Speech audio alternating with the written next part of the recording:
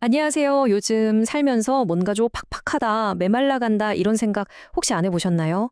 오늘 이 시간에는요, 한 저자의 깊은 통찰을 빌려서 우리 삶에 어떻게 하면 품격과 아름다움을 다시 채워 넣을 수 있을지 그 구체적인 방법을 한번 같이 이야기 나눠보려고 합니다. 방금 제가 삶이 좀 팍팍하다고 말씀드렸잖아요. 혹시 여러분도 살면서 뭔가 중요한 게 빠진 것 같아 이런 느낌 받아보신 적 없으세요? 저자는요, 우리가 잃어버린 바로 그 조각이 낭만이라고 딱 짚어냅니다. 자, 그럼 이 저자가 말하는 낭만이라는 거, 대체 뭘까요? 그냥 뭐 감상에 젖는 그런 걸까요? 그리고 그걸 굳이 왜 이 바쁜 세상에서 다시 찾아야 한다고 말하는 걸까요? 저자가 말하는 낭만은요, 그냥 센치해지는 그런 감정이 아니에요. 세상을 차가운 이성으로만 보는 게 아니라 따뜻한 마음과 정서로 바라보는 어떤 태도, 그런 마음의 상태를 말하는 거죠. 예를 들면 이런 거예요. 비 오는 날 창가에 앉아서 음악을 듣는 거? 아니면 낙엽이 수북이 쌓인 거리를 사랑하는 사람이랑 같이 걷는 거. 어떠세요? 상상만 해도 뭔가 마음이 따뜻해지지 않나요? 바로 그런 분위기, 그런 감성을 말하는 겁니다. 근데 여기서 이야기가 끝나는 게 아닙니다. 저자의 생각은 개인의 감정에서 그치지 않고 사회 전체로 확 커져요. 바로 사회적 낭만이라는 개념인데요. 이게 뭐냐면 각박하게 서로 경쟁만 하는 게 아니라 서로를 좀 보듬어주고 챙겨주는 그런 사회. 그래서 우리 모두가 좀 더 행복해지는 사회를 만들자는 아주 멋진 비전인 거죠.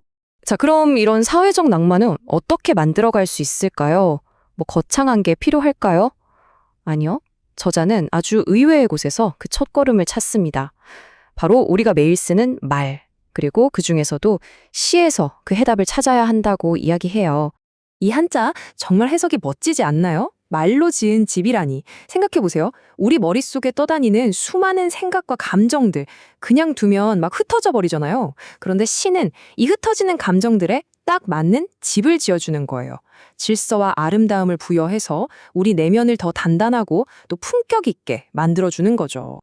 그러니까 결국 시를 안다는 건 단순히 글을 읽는 걸 넘어서 세상을 좀 더 따뜻한 시선으로 바라볼 줄 아는 마음을 갖게 된다는 뜻이에요.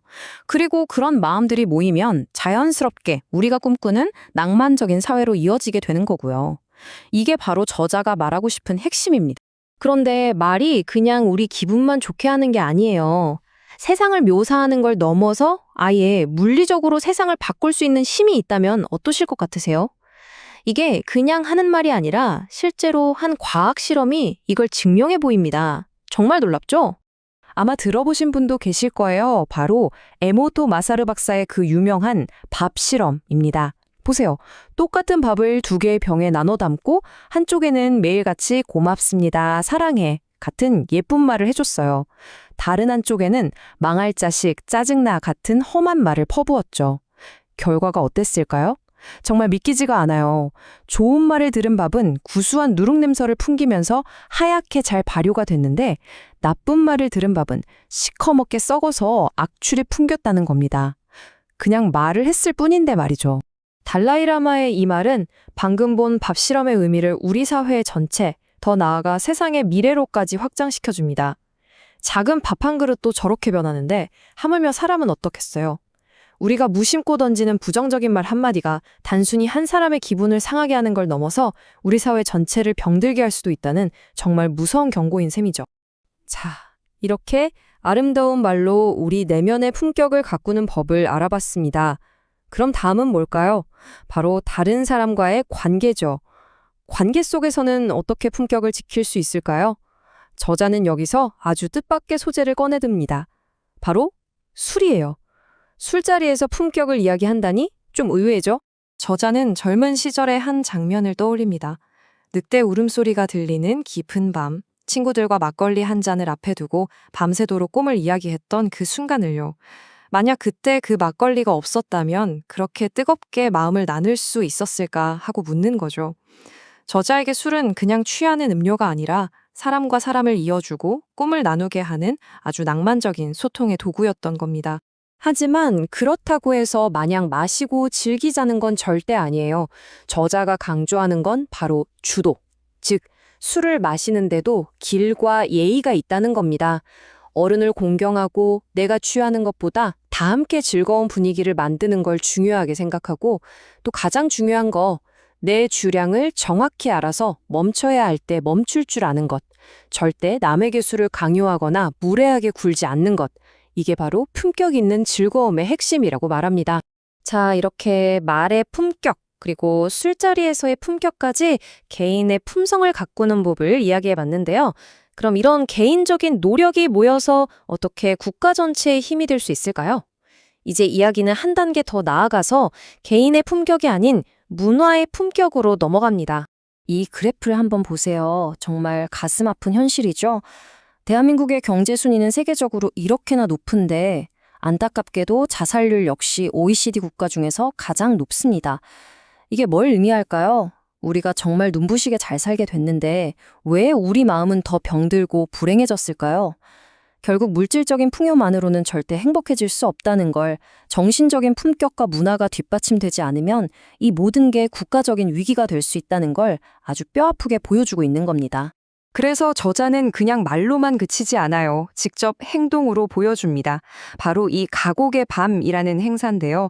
푸른 골프장 잔디밭에서 클래식 음악회를 여는 거예요. 그것도 무려 1,500명이 넘는 사람들과 함께요. 이 음악회에서 부르는 노래의 가사는 전부 아름다운 시로 되어 있고요. 자연과 스포츠, 그리고 수준 높은 예술을 한데 묶어서 사람들의 마음을 치유하고 우리 사회의 문화적 품격을 한 단계 끌어올리려는 정말 멋진 시도인 거죠. 그리고 이런 정신, 그러니까 우리 고유의 것을 지키면서도 더 높은 수준의 문화를 만들어내려는 이 정신이 바로 지금 전 세계를 휩쓸고 있는 K-팝의 원동력이 아닐까요? 우리 한국적인 혼과 세계적인 세련미가 만나서 엄청난 시너지를 낸 거잖아요. 결국 품격 있는 문화를 만들려는 노력이 얼마나 강력한 힘을 발휘할 수 있는지 보여주는 가장 좋은 예시라고 할 수 있겠습니다. 자, 지금까지 긴 이야기를 나눠봤는데요. 결국 이 모든 이야기는 딱 한 가지 결론으로 이어집니다. 우리의 행복, 그리고 우리가 살아갈 더 나은 사회를 만드는 열쇠는 다른 누구도 아닌 바로 우리 자신의 손에 달려있다는 사실입니다. 변화는 무슨 거창한 구호나 남이 만들어주는 게 아니에요. 바로 이 마음, 내 행복과 내 미래는 내 손에 달려있어 라는 이 주체적인 생각에서부터 시작되는 겁니다. 우리 한 사람 한 사람이 모두 자신의 삶을 그리고 우리 주변을 긍정적으로 바꿀 수 있는 힘을 가지고 있다는 아주 강력하고 희망적인 메시지입니다. 그리고 저자는 이 생각을 뒷받침하기 위해 우리가 너무나 존경하는 백범 김구 선생님의 말씀을 빌려옵니다. 나는 우리나라가 높은 문화의 힘을 갖길 원한다. 왜냐하면 그 문화의 힘이 우리 자신을 행복하게 만들고 거기서 그치지 않고 다른 사람들에게까지 행복을 나눠줄 수 있기 때문이라는 거죠. 개인의 품격이 모여 만들어진 문화가 얼마나 위대한 힘을 갖는지 이것이 국가의 자산이자 세계에 기여하는 길임을 말해주고 있습니다. 자, 그럼 이제 여러분께 질문을 하나 드리고 싶습니다. 이 모든 이야기를 듣고 난 오늘 여러분의 하루를 그리고 여러분 주변 사람들의 하루를 아름답게 만들어줄 여러분만의 그 예쁜 단어 하나는 무엇인가요? 거창한 게 아니어도 괜찮습니다. 그 작은 한마디를 건네는 실천, 그것이 바로 품격 있는 삶의 진짜 시작일 테니까요.